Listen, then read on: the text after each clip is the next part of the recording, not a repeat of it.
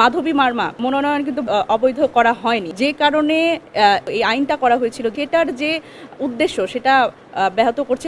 আইন তো আসলে আমরা জানি সবার জন্য সমান, তাই না? কিন্তু আমরা কিন্তু দেখছি যে এখানে কিন্তু নির্বাচন কমিশনের পক্ষ থেকেও এক ধরনের আমি জানি না যে 11 দলীয় জোট, জামাত এনসিপি জোটের ক্ষেত্রে একটা বিমাতাসুলভ আচরণ কিনা।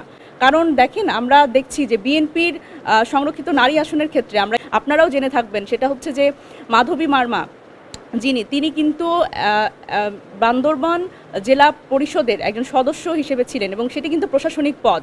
এবং যেই আসলে জায়গাটাতে আমাদের কথা, সেটা হচ্ছে যে 3 বছর অতিবাহিত তো দূরের কথা, তিনি এখনও শি ইজ ওয়ার্কিং, এরকম একটা তথ্য আমরা পাচ্ছি। সেই জায়গাতে কিন্তু তাদের মনোনয়ন কিন্তু অবৈধ করা হয়নি। আজকে নির্বাচন কমিশনের আমার মনোনয়ন বাতিলের আদেশের বিরুদ্ধে আমরা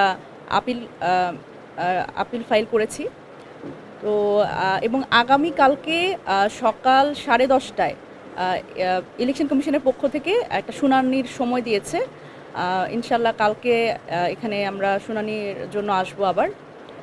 আর বিষয়টা হচ্ছে যে আমার যে আর্গুইং পয়েন্ট যেটা ছিল, সেটা হচ্ছে আমি যদি বলি, আইনের ব্যাখ্যাটা আমার লয়ার দিবেন, কিন্তু যেটা বিষয় সেটা হচ্ছে যে যেখানে এই আইনটি যেভাবে করে আসলে ইন্টারপ্রিট করা হচ্ছে একেবারে ব্ল্যাক অ্যান্ড হোয়াইটভাবে, যে সরকারি চাকরি মাত্র বা সংবিধিবদ্ধ প্রতিষ্ঠানের যে কোনো পদ মাত্রই আসলে এই সংরক্ষিত নারী আসনে এই সুযোগ দানের ক্ষেত্রে একদম ব্ল্যাক অ্যান্ড হোয়াইট একটা ব্যাখ্যা দাঁড় করানো হচ্ছে, সেটার ক্ষেত্রে আমার আসলে এই আইনি লড়াইটা, সেটা হচ্ছে যে একটা আইন, এই আইনের প্রতি আমি শ্রদ্ধা রেখেই বলছি যে আইনটা আসলে যেই কারণে করা হয়েছিল, সেই জায়গা থেকে আসলে সরে এখন মনে হয় যে এই সংরক্ষিত নারী আসনের যে উদ্দেশ্য, সেই উদ্দেশ্যটাকে ব্যাহত করছে। কারণ আমি মনে করি যে একজন ব্যাংক কর্মকর্তা, একদম এন্ট্রি লেভেলের ব্যাংক কর্মকর্তা, যার 2 বছর চাকরির বয়স, তার পক্ষে কোনোভাবেই প্রশাসনিক জায়গা থেকে কাউকে সুবিধা প্রদান বা প্রশাসনিক কোনো দায়িত্বে আসলে সে থাকে না। এটা যারা ব্যাংকে চাকরি করেন প্রত্যেকেই জানেন।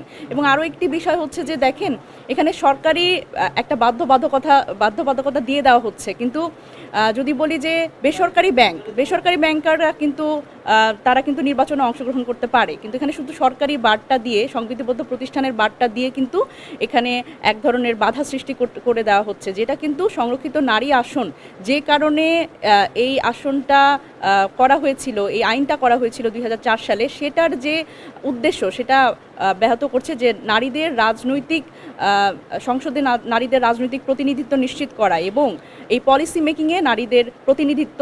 এই জায়গাতে আমার বক্তব্য হচ্ছে যে এই আইনটি যদি আসলে সংশোধনপূর্বক এটি যদি আরোপ করা হয়, সেক্ষেত্রে এটি নারীদের আসলে রাজনৈতিক ক্ষমতায়নের ক্ষেত্রে, রাজনৈতিক অংশগ্রহণের ক্ষেত্রে অনেকটা ভালো হবে আর কি নারীদের জন্য। তো এটি একটি ব্যাপার। এবং দেখেন, আইন তো আসলে আমরা জানি সবার জন্য সমান, তাই না?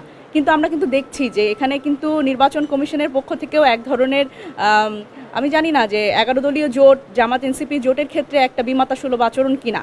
কারণ দেখেন, আমরা দেখছি যে বিএনপির সংরক্ষিত নারী আসনের ক্ষেত্রে আমরা ইতিমধ্যে কিন্তু সামাজিক যোগাযোগ মাধ্যমের বরাতে বিভিন্ন সোর্স থেকে আমরা যেই তথ্যগুলো পাচ্ছি, আপনারাও জেনে থাকবেন, সেটা হচ্ছে যে মাধবী মার্মা তিনি কিন্তু বান্দরবান জেলা পরিষদের একজন সদস্য হিসেবে ছিলেন, এবং সেটি কিন্তু প্রশাসনিক পদ। এবং যেই আসলে জায়গাটাতে আমাদের কথা, সেটা হচ্ছে যে 3 বছর অতিবাহিত তো দূরের কথা, তিনি এখনও শি ইজ ওয়ার্কিং, এরকম একটা তথ্য আমরা পাচ্ছি। সেই জায়গাতে কিন্তু তাদের মনোনয়ন কিন্তু অবৈধ করা হয়নি। এবং দেখেন, এখানে আরও একটি আরপিওতে আরও একটি ব্যাপার আছে, সেটা হচ্ছে যে যদি কোনো নন গভর্নমেন্টাল অর্গানাইজেশনে যেটা আসলে বিদেশি ফান্ডিংয়ে যেটা আসলে চালিত হয়, সেই জায়গায় কোনো এক্সিকিউটিভ পদে কেউ থাকতে পারবে না। কিন্তু আমরা কিন্তু দেখছি যে একজন বিএনপির একজন সংরক্ষিত নারী আসনের প্রতিনিধি, তিনি কিন্তু ব্র্যাক ইন্টারন্যাশনালের সিনিয়র এক্সিকিউটিভ পদে ছিলেন। সুতরাং এই জায়গাগুলোতে এক ধরনের বিভক্তি তৈরি করা হচ্ছে, এবং আসলে আইন যে সবার জন্য সমান, সেটা কিন্তু আমরা দেখতে পাচ্ছি না।